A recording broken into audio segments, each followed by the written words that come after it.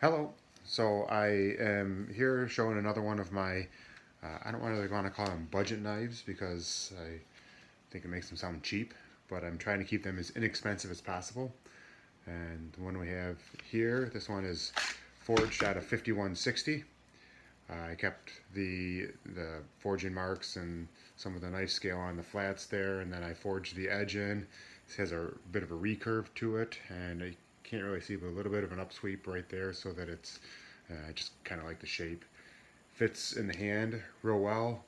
It's nice and comfortable. I do a mini paracord wrap on the handle, and then I soak everything in epoxy so it holds everything nicely and nice and tightly together. There's a pin in the middle here that holds the blade in, as well as JB weld inside there that keeps everything solid. Then I have a flared tube at the end here that helps because the handle itself is a mortise tang, so it's split down the middle, and then I mill out the section for the tang, which comes back to just in front of the flared tubing there, so it comes back to there, so it's a good solid tang. But anyways, then I glue everything together, and between the epoxy coated wrap and the flared pin or the flared tube there, it is as solid as it's going to get. This is oak, and it's been stained and treated and sealed, so it should be pretty good. Like I said, it works well, fits in the hand.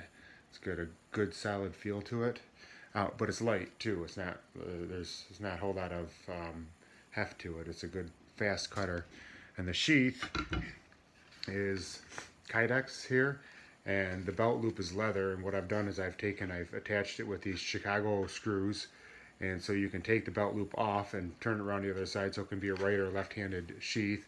And then I have these slots here that I've milled so that you can put it on a strap and hold it in however you want. So I started doing knives kind of like this for a couple of reasons, mostly because I want to be able to put knives in the hand of people who wouldn't be able to afford some of my more expensive ones. And so I don't want to say I cut corners, because I don't believe that's the case, but I took a lot of steps that were aesthetic steps out. So instead of the biggest one is hand sanding. So instead of hand rubbing this blade, I take it up to about 600 grit, and I do the aged finish to it. So the aged finish has a couple of advantages actually over a hand rubbed finish. And the first one is, well, personally I kind of like how it looks. That's more an opinion though.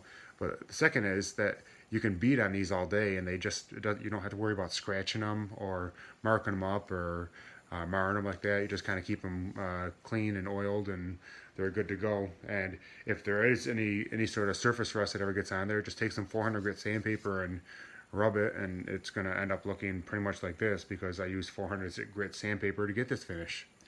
So there's that. This is actually modeled after my own personal camp knife that I haven't actually taken out of the sheath in a long time.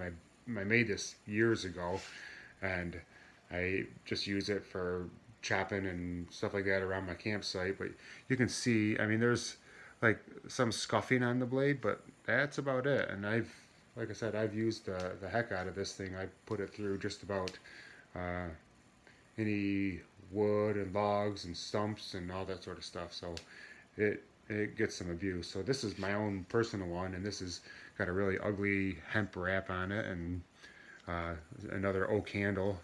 But so this is the one that is going to be up and for people to see and up for sale tonight. So let me know what you think about this one.